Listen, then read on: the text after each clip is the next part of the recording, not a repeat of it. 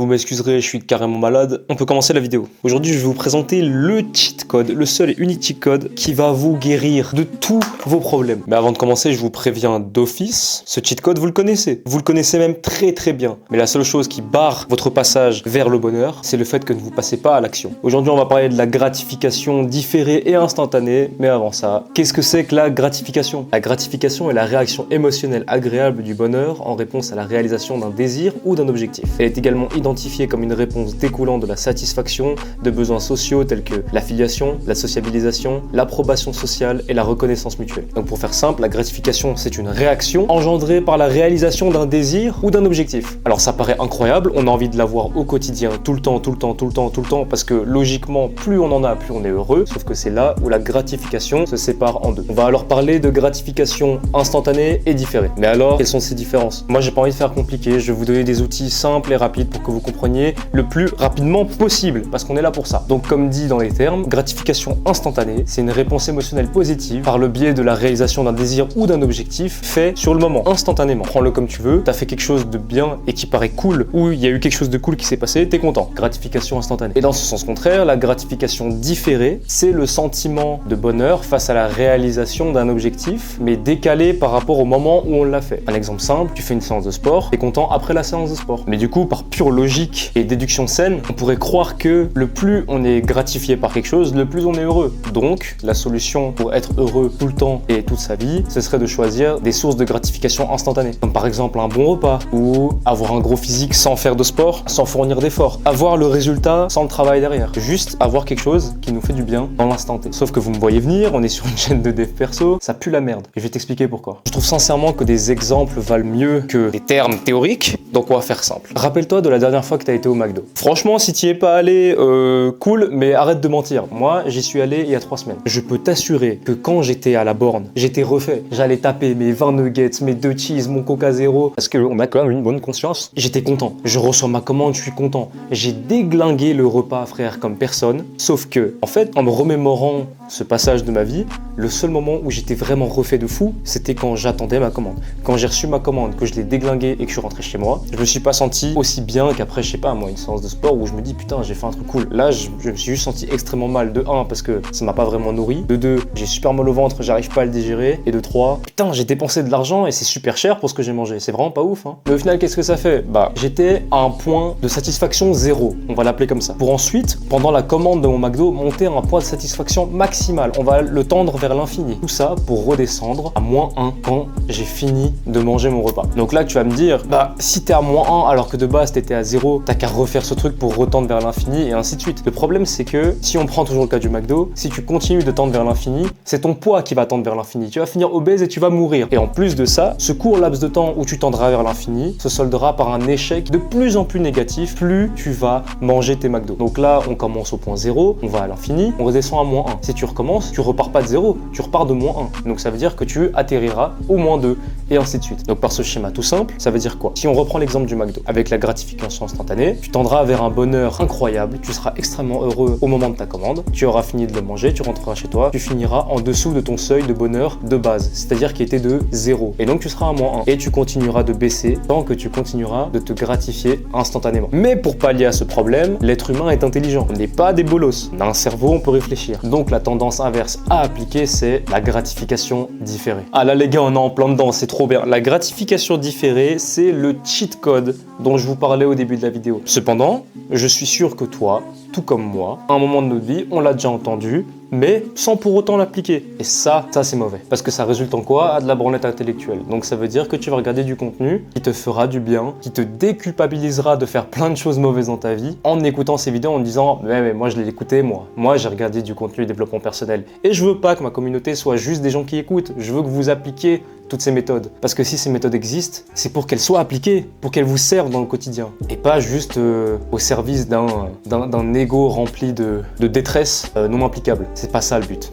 Donc la gratification différée autrement dit, fais tes efforts de fou et après ça paiera. C'est le cheat code pour casser la barrière du malheur. Je vous jure, il n'y a rien de mieux que ça. Pour moi, on va prendre l'exemple du power, parce que c'est un sport que je pratique, mais ça peut très bien être décrit sous différentes formes. La gratification différée peut être reconnue dans un repas que tu fais toi-même, un repas sain, du coup qui t'apportera du bonheur plus tard, parce que en fait tu te diras, putain, ok sur le moment, c'était pas un Big Mac, c'était pas des nuggets, il n'y avait pas de friture, et putain, qu'est-ce que ça m'a fait du bien au corps et au mental. Et ça c'est de la gratification différée. Tu te rends compte bien plus tard que toutes les actions que tu as entreprises, qui sur le moment n'étaient pas les plus agréables, et ben en fait c'était les meilleures pour toi. Et là, tu es heureux. Bon, maintenant pour revenir sur l'exemple du power. Le power, je pense que c'est, sans pour autant dénigrer les autres pratiques sportives, c'est un très bon exemple de gratification différée. Quand tu fais du power sérieusement, et par sérieusement je dis avec des objectifs de compétition, de performer bien tout au long de l'année, tu ne peux pas te permettre, si tu connais ce milieu-là, de faire des PR tous les jours. Déjà parce que ton corps ne va pas suivre, mais surtout ton cerveau,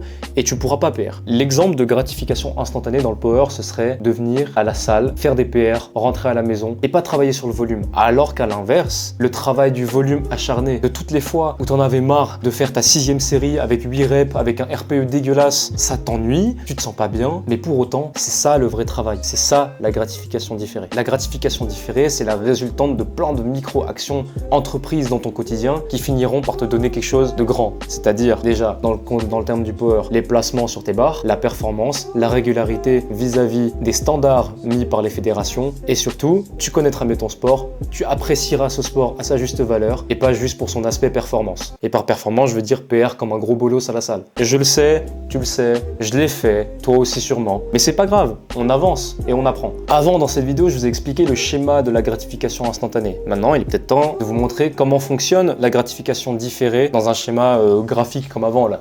C'est simple. On va prendre l'exemple du power, ou du sport en général, ou d'une action entreprise qui te ferait du bien au long terme. Pour se détacher un peu de ça, on va prendre la nourriture. Avant, on avait le McDo, donc tu te souviens, 0 qui tend vers l'infini, et au final, on est descendu à -1. Je sais que ça marche pas comme ça, mais imagez, ça fonctionne bien. Et ben là, mon gars, ça va être la même chose à l'envers et en mieux. Ton point de bonheur est à 0, neutralité, sur une ligne bien droite. Tu t'apprêtes du coup à faire un repas qui est sain pour toi, mais tu sais très bien que ça va pas être le meilleur en bouche. Après, ça c'est des clichés. Moi, je fais des repas qui sont bons pour la santé et qui ont un très bon goût. Mais on se connaît très bien.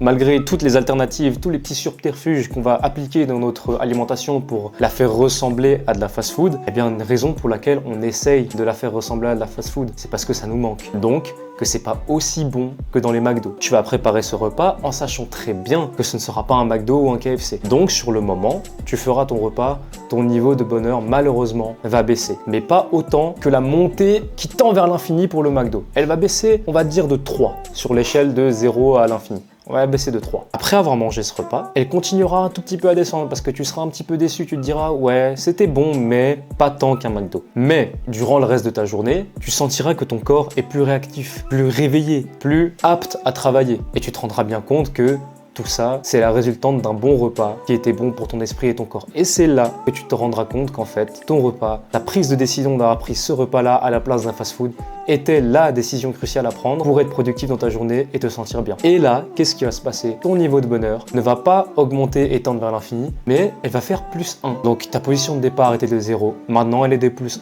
Et la prochaine fois que tu réappliqueras ça pour ton prochain repas ou ta prochaine séance, tu repartiras de 1 pour descendre, je sais pas, vers -1 et remonter à +2 et ainsi de suite. Donc c'est une courbe, ça descend mais ça remonte plus haut. Alors que la gratification instantanée, ça monte énormément et ça redescend d'un chaque jour, chaque jour, chaque jour. Et maintenant, il faut quand même te montrer comment le faire parce que je sais que pas tout le monde va directement trouver la foi de le faire ou beaucoup de personnes se posent des questions parce que je sais que ça peut être difficile pour certaines personnes de se lancer comme ça dans le bain sans avoir de repères. Mais t'en fais pas, je vais t'en donner. À mon sens, l'essence même de la gratification différée, c'est ajouter des difficultés au quotidien qui nous rendront plus forts. Pas des difficultés inutiles. Tu vas pas te péter un pied parce que c'est plus dur de marcher et tu vas pas avoir de gratification différée dans ça. Par la difficulté, je veux dire donner de l'effort à la salle, manger mieux, je sais pas, marcher c'est 10 000 pas par jour. Ça peut être de la gratification différée. Et donc en premier point d'ancrage, je te propose de faire 10 000 pas par jour. Alors oui, c'est chiant parce que des fois, il pleut, on est dimanche, y a rien à faire, t'as juste envie de te poser dans ton lit, regarder des séries. Mais réellement, ce qui est mieux pour toi, et ça je pense que c'est important pour toi de te poser la question, qu'est-ce que mon cerveau ou qu'est-ce que mon futur moi aurait choisi ou aurait regretté de faire à ce moment-là? Est-ce que le futur toi aurait regretté de sortir faire des pas? Ou alors